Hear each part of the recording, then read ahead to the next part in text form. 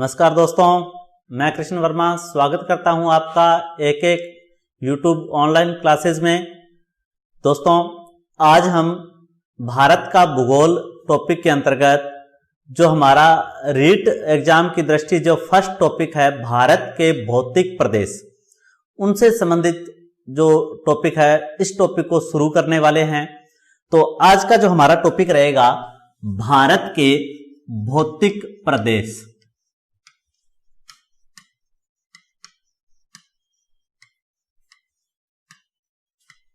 भारत के भौतिक प्रदेश।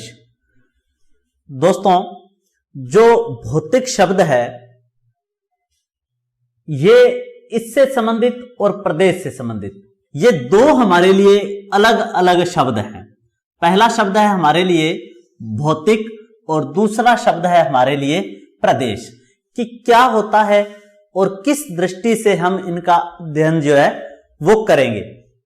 दोस्तों, जो भौतिक है उसके अंतर्गत धरातल पर पाए जाने वाले पर्वत, पठार, पहाड़, पहाड़ियां,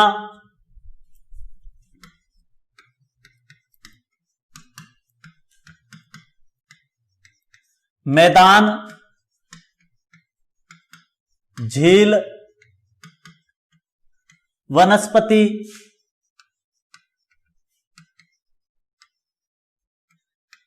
वन,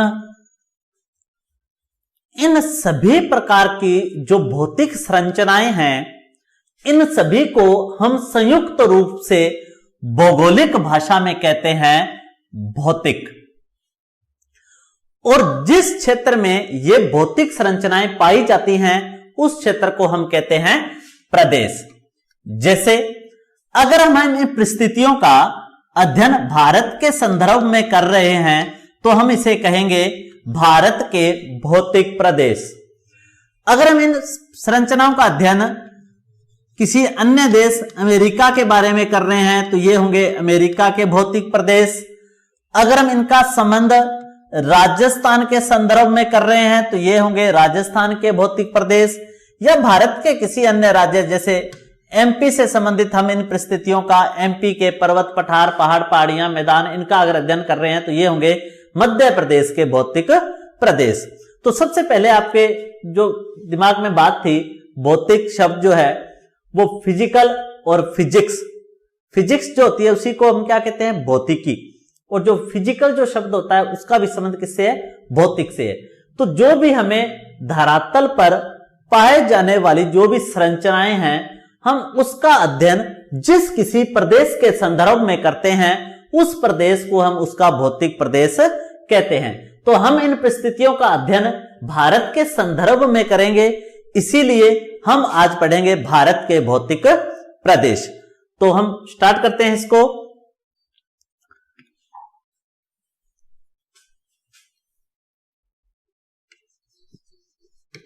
मूलभूत अंतर की बात करते हैं अपने, कि जो ये टॉपिक है जिनमें आप मुख्य रूप से कुछ चीजों के बारे में जानते हैं, जैसे मैदान है, झील है, नदियां हैं। आप इनका डिफरेंस जो है वो पता कर सकते हैं, आप इनके बारे में बता सकते हैं कि ये नदी है, ये झील है, पानी स्थिर है, ठहरा हुआ है, किसी जगह झील है, पानी बह रहा है, लगातार नदी है। परंतु पठार, पहाड़ी, पहाड़ और पर्वत, मैदान, इनमें क्या अंतर है, इनके बारे में हमें पता कैसे चलेगा कि कौन सा क्षेत्र जो है मैदान है, कौन सा पठार है, कौन सा पर्वत है, कौन सा पहाड़ी है। बोलने में अमूमन हम क्या करते हैं कि कभी पहाड़ बोल देते हैं, कभी पर्वत, कभी पहाड़ी। तो सबसे पहले हम करेंगे कि इन मूलभूत इकाइयों के मध्य अंतर क्या है, तो उसके बारे में मैं थोड़ा आपको बता देता हूं, उसके बाद हम भौतिक प्रदेश स्टार्ट करेंगे। दोस्तों, हम इसको एक ग्राफ के माध्यम से समझेंगे। हम इसको एक ग्राफ के माध्यम से ऐसे समझते हैं।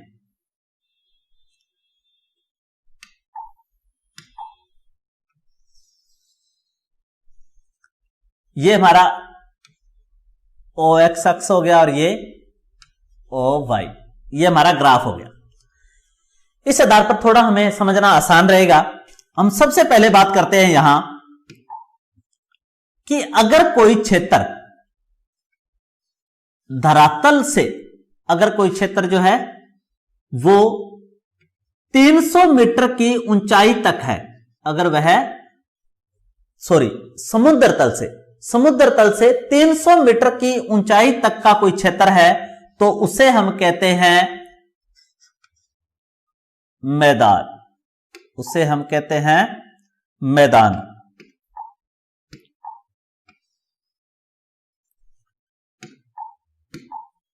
उसे हम कहेंगे मैदान। अगर कोई क्षेत्र धरातल से 300 मीटर की ऊंचाई तक है तो उसे हम किस श्रेणी में रखते हैं? मैदान। यानी जो मैदान होते हैं उनकी औसत जो ऊंचाई होती है वो कितनी होती है? 300 मीटर तक उनकी औसत ऊंचाई जो है वो होती है। इसके बाद हम बात करें सेकंड की, तो 300 से अगर कोई क्षेत्र अधिक ऊंचा है और 600 मीटर से कम है, 300 से तो अधिक हो और किससे कम हो? 600 मीटर से कम हो, इस क्षेत्र को हम शामिल करते हैं पठार में। इस क्षेत्र को हम शामिल करते हैं पठारी भूमि में। तीसरी जो बात है कि अगर कोई क्षेत्र 600 मीटर से अधिक ऊंचा हो और 1800 मीटर की ऊंचाई तक हो, 600 मीटर से तो अधिक ऊंचा हो और कहां तक हो? 1800 मीटर की ऊंचाई तक का कोई क्षेत्र हो, तो उसे हम कहते हैं दोस्तों पहाड़ियां। उसे हम कहते हैं पहाड़ियां। नेक्स्ट बात करें हम, अगर कोई क्षेत्र 1800 मीटर से अधिक ऊंचाई का हो और 2700 मीटर तक का हो, 1800 से अधिक और अधिकतम कितना? 2700 मीटर तक का क्षेत्र हो, ऐसे क्षेत्र को हम कहते हैं पहाड़। ऐसे क्षेत्र को हम क्या कहते हैं? पहाड़। अगर कोई क्षेत्र 2700 मीटर से अधिक हो, 2700 मीटर से अधिक हो और अधिक कितना हो? जितना मर्जी हो, कितना भी, 2700 से अधिक, अधिक कितना भी हो सकता है, ऐसे क्षेत्र को हम कहते हैं पर्वत। ऐसे क्षेत्र को हम कहते हैं पर्वत। अब देखिए कि यहां अब जब कभी भी हम किसी क्षेत्र की ऊंचाई या किसी चोटी आदि की बात करेंगे तो आप उसको आसानी से इस फीचर में डाल सकते हैं। आप बता सकते हैं कि वह मैदान की श्रेणी में आता है, कि वह पठार की श्रेणी में आता है, कि वह पहाड़ी की श्रेणी में है, पहाड़ में है या पर्वत की श्रेणी में है। अब यहां देखिए, मैंने यहां एक बात की थी दोस्तों कि ये जो ऊंचाई होनी चाहिए ये किसके आधार पर होनी चाहिए? तो ये होनी चाहिए समुद्र तल के आधार पर। किसके आधार पर होनी चाहिए? समुद्र तल के आधार पर ऊंचाई होनी चाहिए। ये औसत ऊंचाइयां हैं। अब समुद्र तल जो है भारत का, वो कहां से मापा जाता है?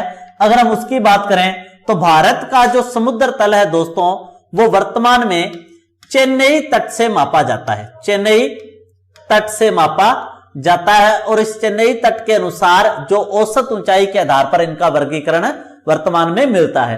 जबकि इससे पहले भारत का जो समुद्र तल था वो पहले मापा जाता था गुजरात से। पहले कहां से मापते थे? पहले गुजरात से मापते थे और वर्तमान में इस समुद्र तल को कहां से नापा जाता है? चेन्नई तट से मापा जाता है। इस समुद्र तल से अगर कोई क्षेत्र अधिक औसत ऊंचा 300 मीटर तक का है उसे हम मैदान कहते हैं। अगर कोई क्षेत्र 300 से अधिक है और 600 से कम ऊंचा है और एक शर्त है कि उसका ऊपरी सिरा सपाट है, सीधा है, उसे हम पठार या प्लेटो की श्रेणी में शामिल करते हैं। मैदान को हम बेसिकली बोलते हैं प्लेन, इसे हम बोलते हैं प्लेटो। पहाड़ियां और पहाड़, इनके लिए बेसिकली हिल शब्द प्रयोग में लेते हैं। हिल शब्द का प्रयोग में लेते हैं। जबकि पर्वत के लिए हम इसको माउंटेन, पर्वत के लिए मुख्य रूप से माउंटेन शब्द को प्रयोग में लेते हैं। उसके बाद हम बात करें कि 600 मीटर से अधिक ऊंचाई का क्षेत्र हो और कहां तक हो अधिकतम 1800 मीटर तक का क्षेत्र कहलाता है पहाड़ियां। 1800 से अधिक हो और 2700 मीटर तक का क्षेत्र हो उसे कहते हैं पहाड़। 2700 से अधिक हो और कितना भी हो उसे कहते हैं हम पर्वत। जैसे अगर हम दुनिया की सबसे ऊंची पर्वतमालाओं में बात करें तो हिमालय है, और हिमालय आपको पता है कि हिमालय की सबसे ऊंची चोटी जो है माउंट एवरेस्ट वो 8848 मीटर है।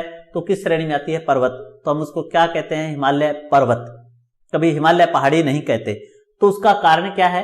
तो उसका कारण ये वर्गीकरण है। आप सबसे पहले इसको ध्यान में रखें इस टॉपिक के शुरुआती दौर में। उसके बाद हम बात करें, ये अगर बात समझ में आ गई आपको तो हम आगे चलते हैं।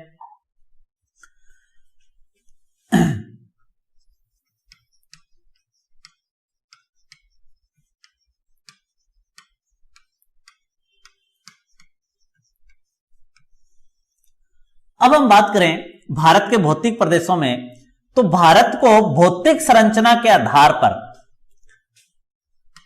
भौतिक संरचना कैसी होती है? ऊंची नीची, उच्चावच या ऊंचाई व बनावट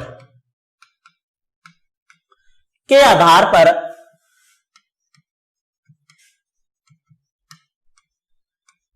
चार भागों में बांटा जाता है।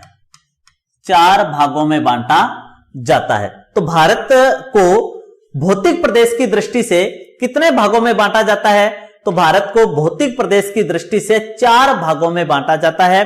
जबकि हम मतलब एनसीईआरटी बुक्स आदि में कुछ जगहों पर दे रखा है 5 भौतिक प्रदेश और कुछ में दे रखा है 6। तो मैं आपको बता दूंगा किस तरह है। अगर आपसे ऐसा प्रश्न कंपटीशन की दृष्टि से पूछा जाता है और उसमें ऐसा पूछा जाए कि भारत के भौतिक प्रदेश कितने हैं, आपको आंसर देना है 4 भौतिक प्रदेश हैं। कौन कौन से जो हैं अलग, उनमें किस आधार पर हैं वो मैं आपको बता दूंगा। तो आपको भारत के उच्चावच या बनावट आदि के आधार पर भारत को 4 भौतिक प्रदेशों में बांटा जाता है। कौन कौन से हैं वो? तो सबसे पहले हम बात करते हैं, सबसे पहले भौतिक प्रदेश आता है उत्तरी पूर्वी पर्वतीय प्रदेश। उत्तरी पूर्वी पर्वतीय प्रदेश, ये पहला क्षेत्र है। दूसरे क्षेत्र की हम बात करें तो नंबर 2 पर आता है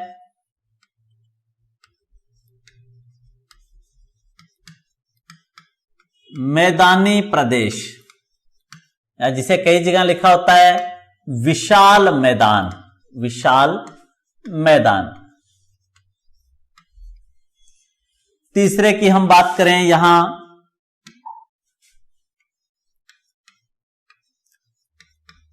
प्रायद्वीपीय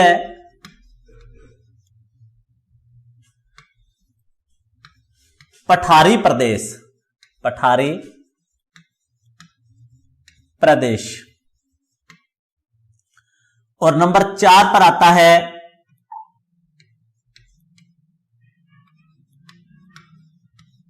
तटीय मैदान व द्वीप समूह। व द्वीप समूह। अब देखिए दोस्तों कि जिन किसी गाइड वगैरह के अंदर जो 5 दिए होते हैं उनमें क्या होता है? उत्तरी पूर्वी पर्वतीय प्रदेश, मैदानी प्रदेश, प्रायद्वीपीय पठार, फिर उसमें तटीय मैदान अलग करके और उसमें 5वां भौतिक प्रदेश बना दिया जाता है द्वीप समूह। और अगर छठा पूछा जाए तो छठा बना देते हैं थार का मरुस्थल। तो इस आधार पर कहते हैं कि 6। जबकि अगर आपको कंपटीशन की दृष्टि से पूछा जाए, आरएसटी में आया हुआ प्रश्न है कि भारत को कितने भौतिक प्रदेशों में बांटा जाता है, तो भारत को 4 भौतिक प्रदेशों में बांटा जाता है। उत्तरी पूर्वी पर्वतीय प्रदेश, मैदानी प्रदेश या उत्तर का विशाल मैदान भी इसको कहते हैं। विशाल मैदान कौन सा? उत्तर का विशाल मैदान। तीसरा प्रायद्वीपीय पठारी प्रदेश है और चौथा है तटीय मैदान और द्वीप समूह। इसको हम थोड़ा सा मैप की दृष्टि से एक बार समझने का प्रयास करते हैं कि किस आधार पर हम भारत में नक्शे के आधार पर किस भौतिक प्रदेश का अध्ययन जो है वो इस तरह से करेंगे। तो आप इस क्रम को भी ध्यान में रखें। नेक्स्ट हम बात करते हैं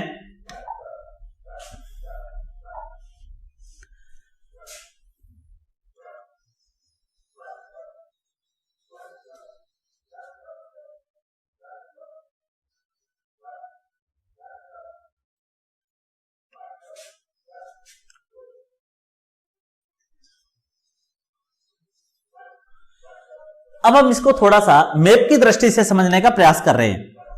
सबसे पहले हमने बात की उत्तरी पूर्वी पर्वतीय प्रदेश।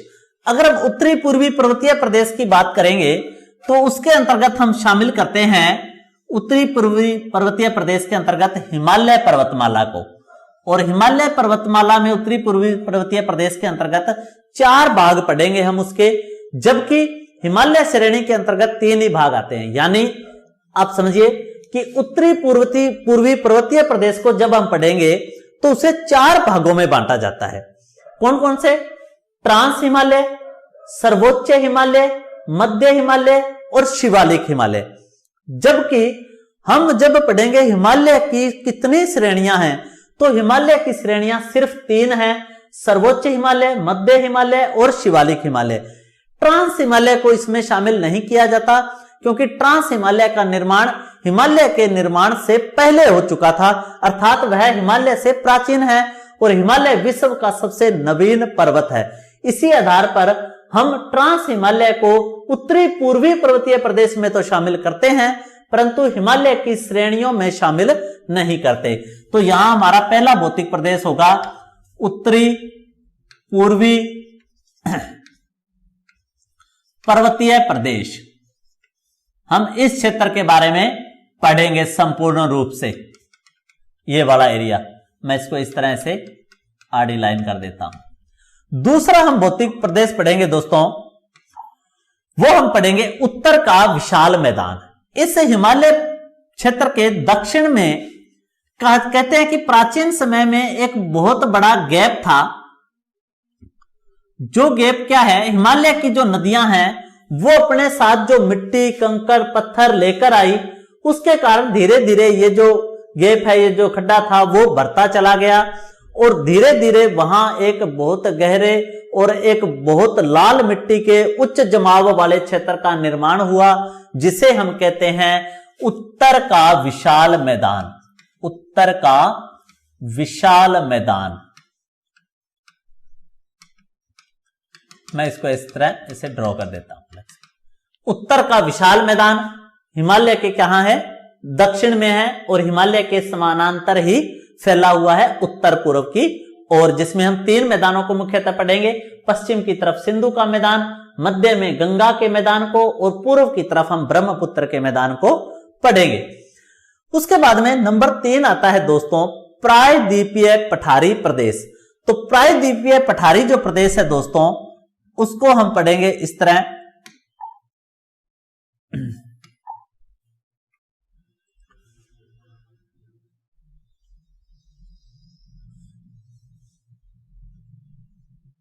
ये क्षेत्र अरावली वाला क्षेत्र, और इस तरह ये गारो, खासी, जयंतियां, यहाँ पहाड़ियां हैं। मैं इस तरह इसे ड्रॉ कर रहा हूं, रेड कलर में है, अलग कलर कर देता हूं, आपको दिख जाएंगे इस तरह। ऐसे गारो, खासी और जयंतियां पहाड़ियां। ये प्रायद्वीपीय पठारी प्रदेश के अंतर्गत हम शामिल करते हैं भारत का दक्षिणी क्षेत्र, जो हिंद महासागर से 3 ओर से घिरा हुआ है, इसी कारण इसे प्रायद्वीप कहा जाता है। यह भारत का सबसे प्राचीनतम भौतिक प्रदेश है।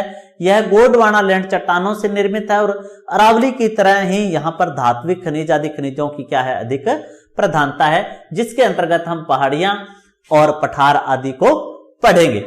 तो यह है प्रायद्वीपीय पठारी प्रदेश।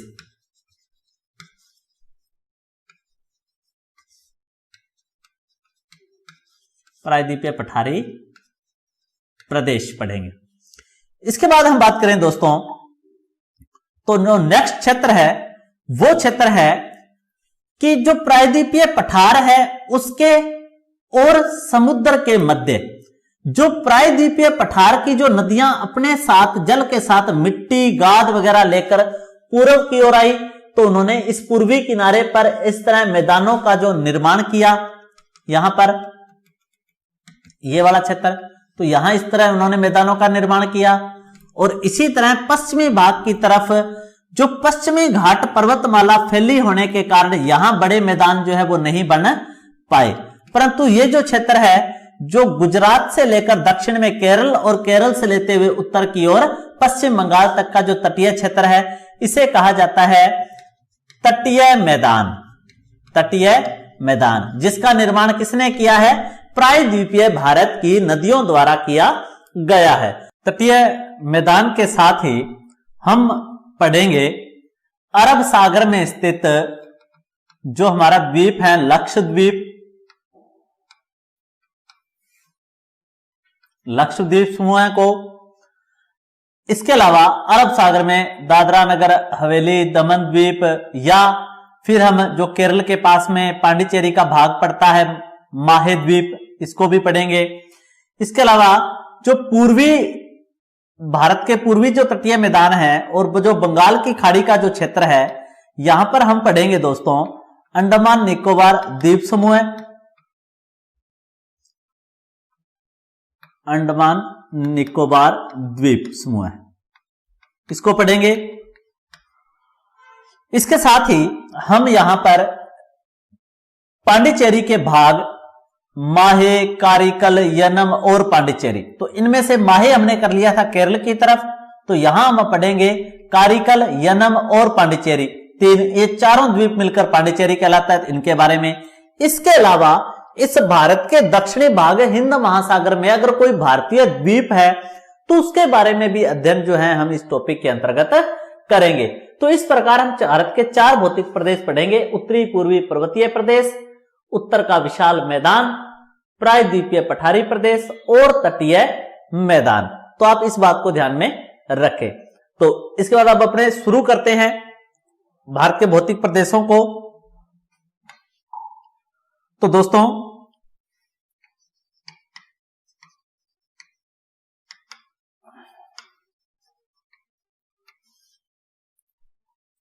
आप एक छोटा सा डायग्राम जो है वो उसको ध्यान में रखें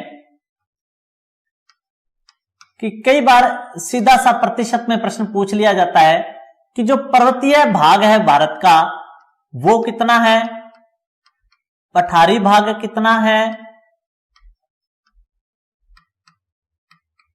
मैदानी भाग कितना है। तो पर्वतीय भाग की बात करें हम तो लगभग जो भाग आएगा इसके अंतर्गत 10.5% कुल क्षेत्रफल का कितना प्रतिशत भाग करेंगे हम पर्वतीय प्रदेश के अंतर्गत? 10.5% लगभग क्षेत्र इसमें करेंगे। पठारी प्रदेश के अंतर्गत हम लगभग पढ़ेंगे 27.7%। आप बड़ा बड़ा आंकड़ा ध्यान रखें, यहां लगभग 10% पर्वतीय प्रदेश पढ़ेंगे हम, पठारी जो भाग है वो लगभग फैला हुआ है 27% भाग पर। मैदानी जो प्रदेश है वो फैला हुआ है लगभग 43.3% क्षेत्र पर, और जो हम पढ़ेंगे पहाड़ियां वो फैली हुई हैं भारत के अंदर लगभग 18.6% क्षेत्र पर। तो ये इंपॉर्टेंट है आपके लिए। पर्वतीय प्रदेश में कितना प्रतिशत क्षेत्र आता है? तो लगभग 10.5% क्षेत्र आता है भारत का। पठारी प्रदेश में बात करें तो लगभग 27.7% क्षेत्र आता है। मैदानी प्रदेश में बात करें तो लगभग 43.3% क्षेत्र आता है। और पहाड़ियों की बात करें तो प्रायद्वीपीय पठारी प्रदेश के अंतर्गत जो हम जो मिक्स पहाड़ियां वगैरह करेंगे उनका क्षेत्र भारत में कितना है? तो लगभग 18.6% क्षेत्र इसके अंतर्गत आता है। अब हम भौतिक प्रदेशों से स्टार्ट करते हैं और भारत के भौतिक विभाजन करते हैं। भारत का भौतिक विभाजन मैंने आपको यह चीज इसलिए बताई है कि जिस चीज के बारे में हम पढ़ने जा रहे हैं कम से कम पहले हमें उसका बेसिक स्ट्रक्चर पता हो कि हम जो विशेषताएं या जो चीज करने जा रहे हैं हम किस क्षेत्र के बारे में लगभग करेंगे। तो हमने मैप के आधार पर उस क्षेत्र को देखा। अब हम भारत का भौतिक विभाजन करने जा रहे हैं। हमने भारत को भौतिक विभाजन की दृष्टि से कितने भागों में बांटा था?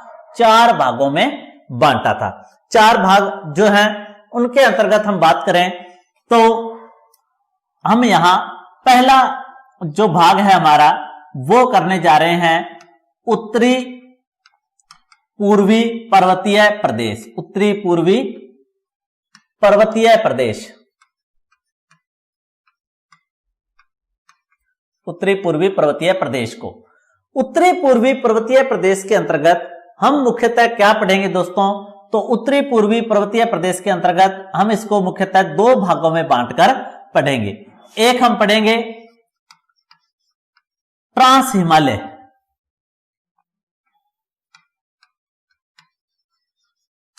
और दूसरा हम दोस्तों पढ़ेंगे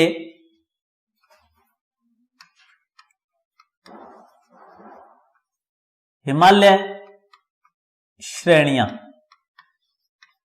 जो मुख्यतः कितनी हैं, जो मुख्यतः है 3 श्रेणियां। तो हम इसको पढ़ेंगे इसके अंतर्गत। अब कौन सा क्षेत्र इसके अंतर्गत आता है, किस तरह हम इसको बांटकर पढ़ेंगे। अब देखो दोस्तों, सबसे पहले हम बात करें उत्तरी पूर्वी पर्वतीय प्रदेश की, तो उत्तरी पूर्वी पर्वतीय प्रदेश के अंतर्गत ये डिवाइडेशन करने का कारण क्या है, क्योंकि ये जो भौतिक प्रदेश है इसमें भी 2 प्रकार की संरचनाएं हैं। एक जो संरचना है जिसका निर्माण बहुत पहले हो चुका है, यानी यह संरचना प्राचीन है, किससे, हिमालय से। तो ट्रांस हिमालय जो है उत्पत्ति के आधार पर इसका जो उत्पन्न काल है वो हिमालय से पूर्व अवस्था में हो गया था, परंतु जब हिमालय का निर्माण हुआ तो हिमालय की हम पढ़ेंगे 3 श्रेणियां, जिसमें हम पढ़ेंगे सर्वोच्च हिमालय, जिसे हम हिमाद्री भी कह देते हैं, महान हिमालय भी कह देते हैं, सर्वोच्च के साथ में महान हिमालय भी कह देते हैं। दूसरा हम पढ़ेंगे मध्य, या इसी को बोल देते हैं दोस्तों लघु हिमालय, और तीसरा हम पढ़ेंगे शिवालिक, या जिसे दोस्तों बाह्य हिमालय भी कहा जाता है, जबकि जो सर्वोच्च हिमालय इसे आंतरिक हिमालय कहते हैं। तो हम इसी के साथ क्या पढ़ेंगे, इसकी 3 जो श्रेणियां हैं उनको पढ़ेंगे। इसके बाद हम पढ़ेंगे हिमालय के में स्थित जो दर्रे हैं, हम उन दर्रों के बारे में पढ़ेंगे। तो हिमालय के दर्रे भी हम इस टॉपिक के अंतर्गत पढ़ेंगे। तो साथ ही कहने का मतलब आप समझिए कि क्या क्या किस टॉपिक के अंतर्गत पढ़ना है, तो हम उस पर बात करेंगे। तो देखिए, हम सबसे पहले बात करते हैं कि उत्तरी पूर्वी पर्वतीय प्रदेश क्या है। तो सबसे पहली बात तो यह है कि भारत के उत्तर से पूर्व की ओर फैले पर्वतीय क्षेत्र को उत्तरी पूर्वी पर्वतीय प्रदेश कहा जाता है। भारत की किस दिशा में है, उत्तर पूर्व दिशा में है, भारत की उत्तर पूर्व दिशा में फैला हुआ है। कितनी इसकी लंबाई है, तो लगभग 2400 किलोमीटर फैला हुआ है। लगभग कितना किलोमीटर फैला है, तो लगभग 2400 किलोमीटर जो है वो फैला हुआ है, जिसकी पश्चिम की तरफ चौड़ाई अधिक है। पश्चिम में क्या है, चौड़ाई अधिक है, चौड़ाई अधिक पश्चिम की तरफ, जबकि पूर्व की तरफ हम बात करें तो चौड़ाई क्या है, कम। पश्चिम की तरफ कितनी है, तो पश्चिम की तरफ अधिकतम है 400 से 450 किलोमीटर, 400 से लेकर 450 किलोमीटर तक चौड़ा है। और पूर्व की ओर देखें तो लगभग 100 से लगभग 150 किलोमीटर तक चौड़ा है पूर्व की तरफ यहां से। इस प्रकार अगर हम देखें तो पश्चिम की तरफ से अधिक चौड़ा है और पूर्व की तरफ से संकरा है। अर्थात हम इसकी आकृति की बात करें तो इसकी आकृति है तलवार नुमा, आकृति है इसकी तलवार नुमा आकृति है। तलवार नुमा आकृति में भारत के उत्तर पूर्व से फैला हुआ है। अब देखिए दोस्तों, जब हम हिमालय की उत्पत्ति के आधार पर इसकी दिशा करेंगे तो इसकी दिशा जो है अगर विश्व संदर्भ में देखा जाए तो यह पश्चिम से पूर्व की ओर फैला है। विश्व संदर्भ में देखा जाए तो किस तरह से, पश्चिम से पूर्व की ओर फैला हुआ है। और अगर भारतीय संदर्भ में देखें तो भारत की किस दिशा में है, उत्तर से पूर्व की ओर फैला है। यहां एक बात मैं कहना चाहता हूं कि हिमालय जो है वो दुनिया में हम बात करते हैं कि दुनिया का सबसे ऊंचा पर्वत शिखर है, दुनिया में सबसे ऊंची चोटियां हिमालय की हैं। यहां एक बात आप और ध्यान रखें कि दुनिया की सबसे लंबी जो पर्वतमाला है वो है एंडीज पर्वतमाला, जो दक्षिण अमेरिका में है।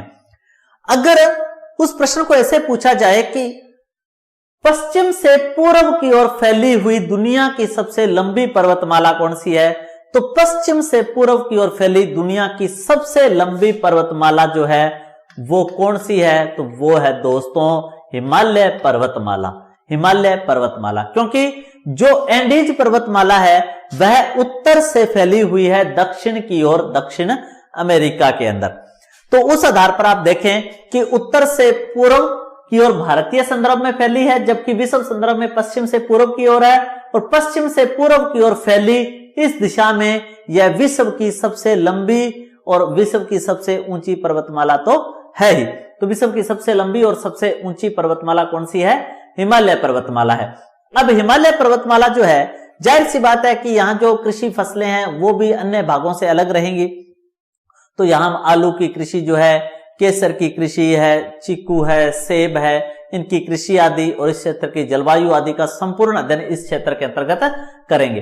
तो हम उत्तरी पूर्वी पर्वतीय जो प्रदेश है इसके अंतर्गत हमने ऊंचाई वगैरह की इसकी, और अब हम करेंगे इसका एक एक अलग अलग पार्ट्स और विस्तार रूप में इसे करेंगे।